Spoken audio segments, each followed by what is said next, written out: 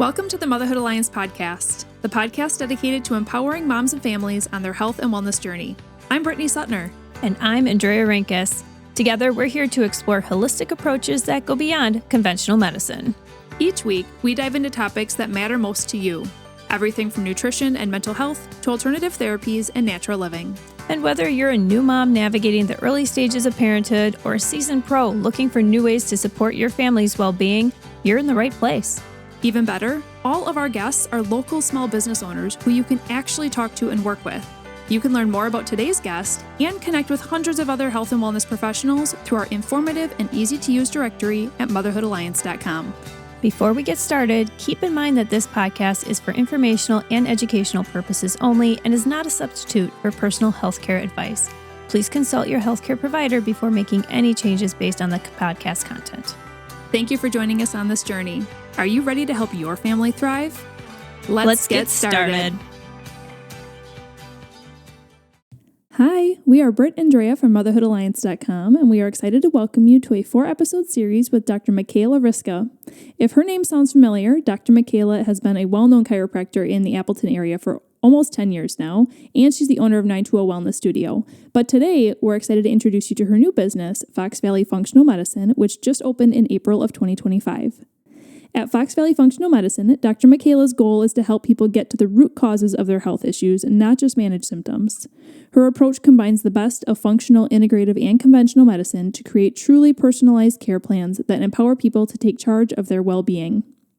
Dr. Mikhaila is here today to share her insights on what true root cause healing looks like, why so many chronic issues are missed in conventional care, and how functional medicine can unlock the energy, clarity, and resilience we're all meant to have.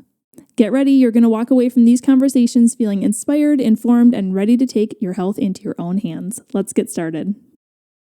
Hey guys, welcome back to the Motherhood Alliance podcast. We're back here with Dr. Mikhaila. Welcome back, Dr. Mikhaila. Thank you. We had an awesome episode in the first one where we talked all about functional medicine. We talked about what it is, how you work with patients, and just like the different labs and just an overall view of functional medicine. In this one, we kind of really want to break down what kind of symptoms that people are experiencing that functional medicine can help with. And I know we're going to be talking even more in depth about hormone health and gut health as well in the next 2 episodes. So stay tuned for that. So what are some diagnoses that people may have received from their doctor? Or maybe it's just, what are some common symptoms that people might be going through that functional medicine can help with? Yeah, and I love that question. And I'm sure as we go along with our journey, we're going to find our niche and probably narrow it down. But it's just crazy to me. We graduated almost 2 weeks ago, and we have 13 patients already, which is just nuts for like it blowing up, and we're very grateful and blessed for that. But it's all over the board. Like my very first patient was a pediatric patient. He's struggling with mouth breathing, so it'd be interesting. Like, why would you go see a functional medicine for mouth breathing? But his background and history was great. I mean, mom and dad eat organic. They've got air purifiers. They've got water filtration. But we're just trying to get to the root cause of what's going on with his mouth breathing, and just giving him different lifestyle recommendations. We're also doing a gut food sensitivity test on him. So just trying to come at it with a different angle than let's just take his adenoids and tonsils out. And right. That's not a bad thing, but let's try maybe least invasive first before we have to go down that route. So other things that we can look at, I've got a patient who is and has always been struggling with some hormonal imbalances ever since she was young. She's been on birth control since she was 12. And so for 20 plus years, that really changes, your hormone imbalances and biochemistry. I'm working with a guy that just got done with leukemia. So it's just all over the board, and it's exciting, but also a little like overwhelming because again, it's such a different hat that I'm used to not wearing for the past 9 years and everything too. So we can look at mold testing, we can look at Lyme testing, Hashimoto's. I mean, there's just a whole bunch of different labs that we can run for sure.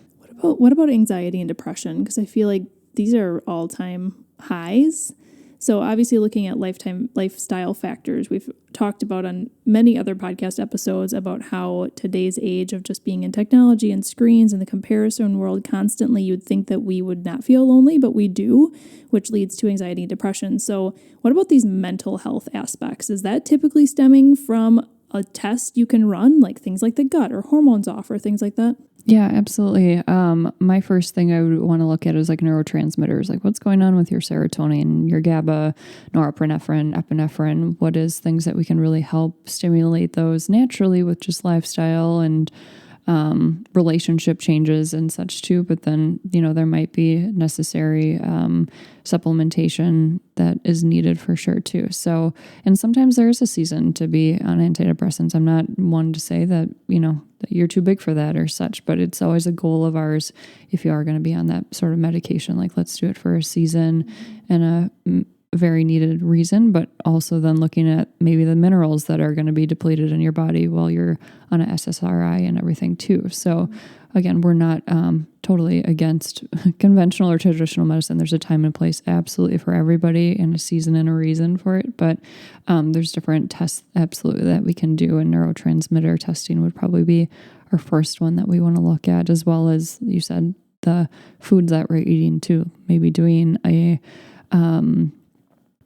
hormone panel or just looking at a food sensitivity. Maybe you think that you're eating really healthy of spinach and bananas and whatnot, but those are actually inflammatory to you right now. So that might be causing leaky gut, which is then not allowing your gut to produce good neurotransmitters. So it's all connecting these dots and trying to get to the root cause of it instead of maybe just slapping on a Band-Aid at this point. I do feel like oftentimes when somebody comes in, they just know like, hey, I'm depressed, or hey, I have these kinds of symptoms. And then they might be surprised to know that it's actually because their thyroid is out of whack or because their gut health is just not there. And that's why they're having this very seemingly random, symptom. Mm-hmm. It just seems like all these baseline issues like gut health and thyroid and all those sorts of things are what causes the symptoms that flare up and that we're most concerned with, right? Because we don't see our thyroid. We don't think we're dealing with it, but it's definitely something that's, huge. It's part of it. Yeah. And to go with thyroid health, I mean, our whole thing is like, how do we just go up the plumbing? That's what we keep talking about, is like, how do we find the actual leak? Because if we just plug the drain and keep adding water to it, that's never going to help like under the sink issue, right? So sometimes we see that with conventional medicine is like, here is a medication just to help improve your thyroid labs or something like that.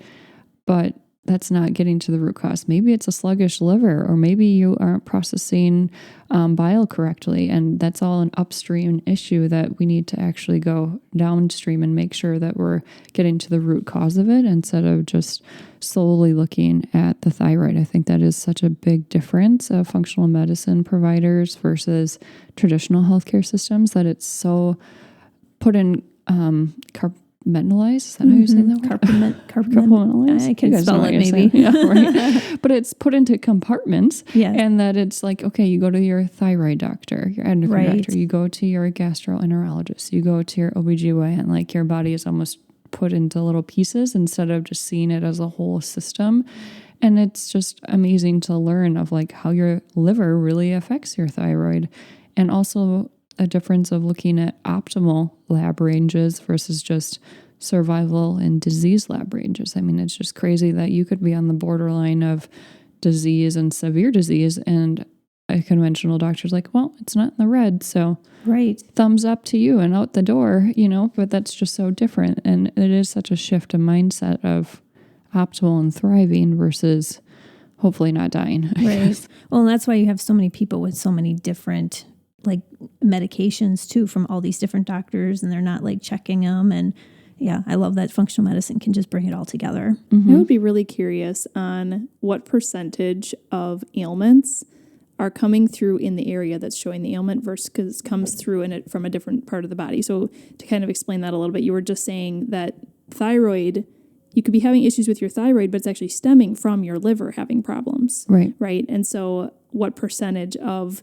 even just looking at something maybe a little bit easier to understand for the non-scientific person, if you have knee pain happening, it could be because you have something going on in your foot, and because it's a chain reaction, it's causing pain in the knee. Right. So yeah, what a detective type career. It's fun. Honestly, it's so fun. putting puzzles together and all of that stuff.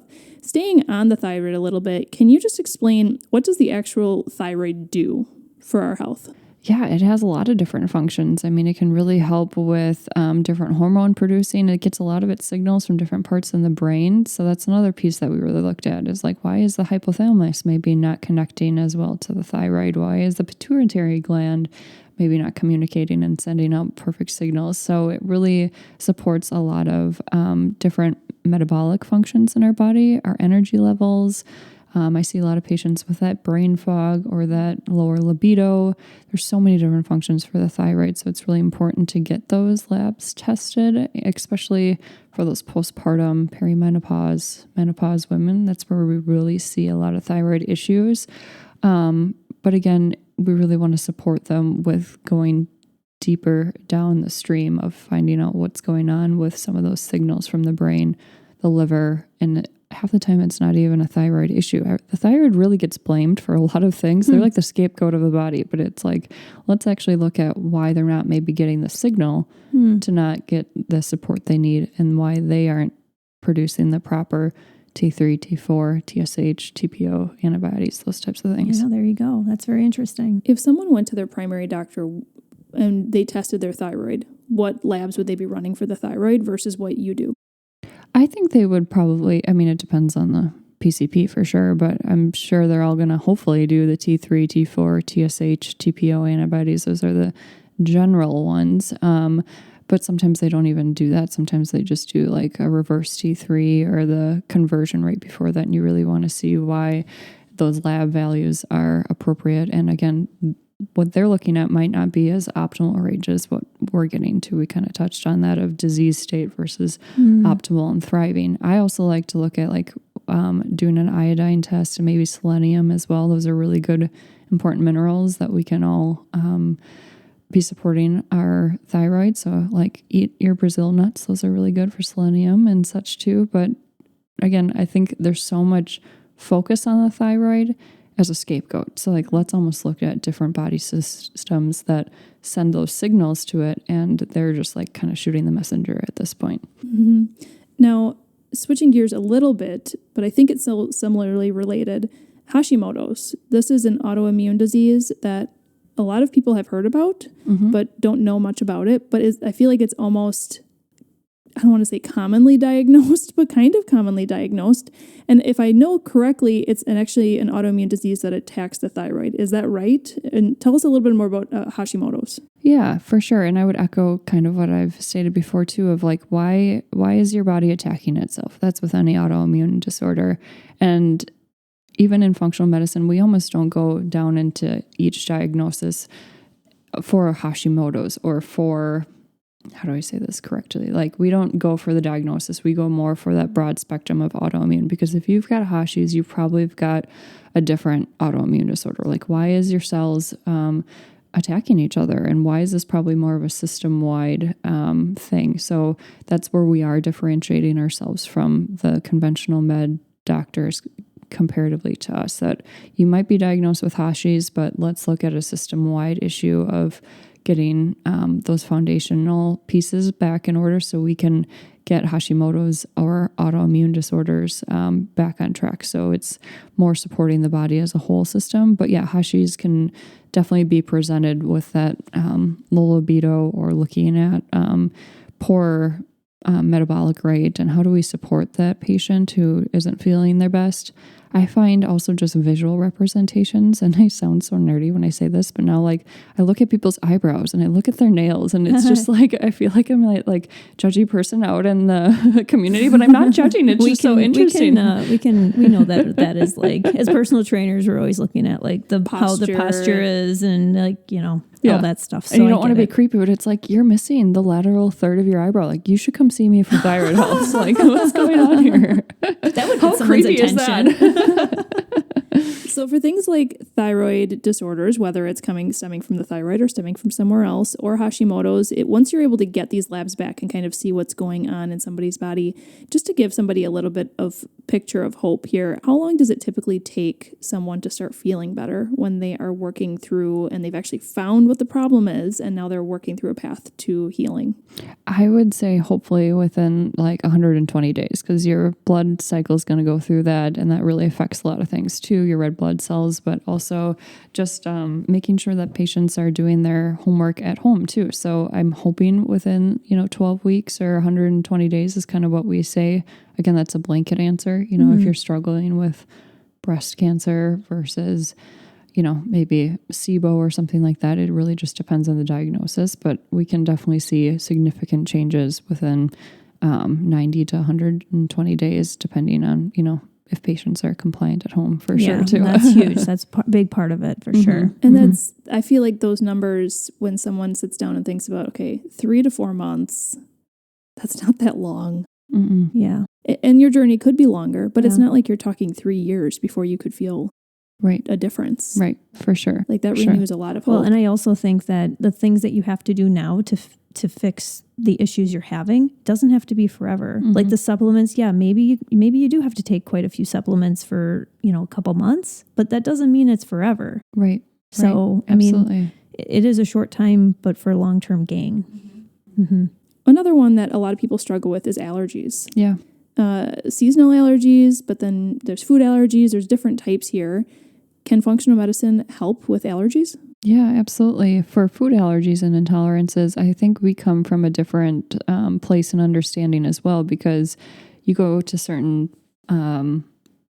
different clinics and they might give you a laundry list of like, you can't eat this anymore. You're allergic to kale and spinach and, even healthy things. But there's definitely different grades of sensitivities and intolerances for sure. So that's something to take a peek at, because some kids truly can't have nuts. I understand that 100%. But at the same token, we come from a different place that we are going to eliminate certain allergens in your body of why are you reacting to those certain foods. We're going to run that finger prick panel and just see what's going on for the sensitivity.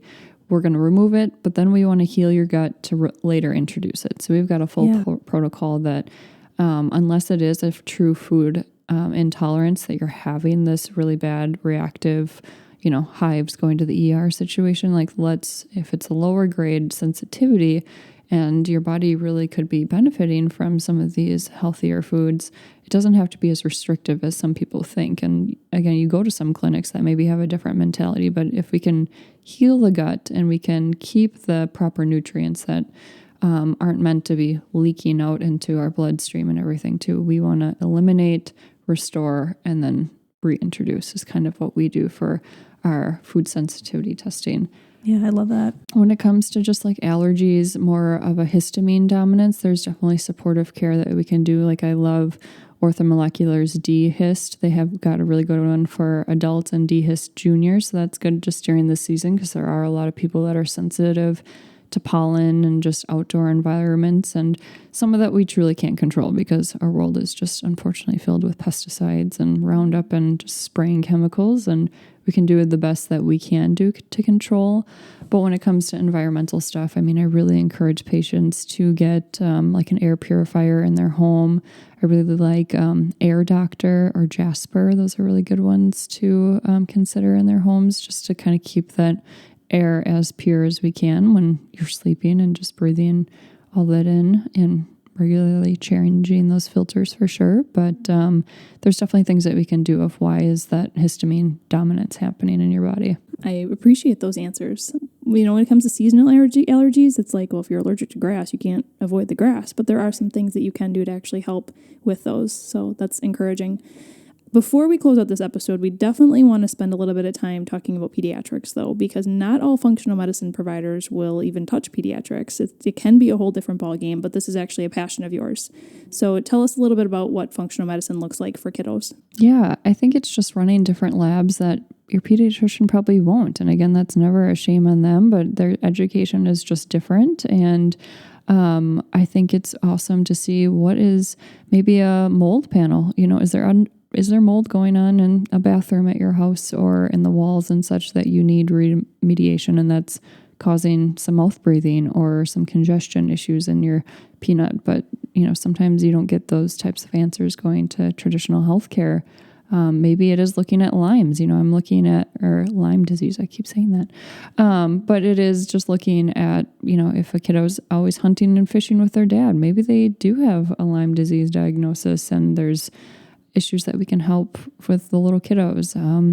Or running like an organic acid test, which is just peeing on a stick, and you can just see what nutrients are being absorbed for those kiddos. And I think you guys would agree to this, but our kiddos are just truly suffering, and there's so much increased diagnosis of chronic disease so much earlier. So let's always get ahead of the ball instead of, again, being that reactive mindset to how do we help these kiddos not suffer from asthma their entire life? How do we help them with ADD, ADHD, those different diagnoses that maybe can be improved by lifestyle changes, supplementation, maybe some testing too that you don't even consider. And, like keep going back to mold. A lot of people do have mold in their house and they don't even realize it. And it can really be causing a lot of brain fog, fatigue, behavior issues. And once that's remediated, then we see a lot of those symptoms clear up, which is awesome.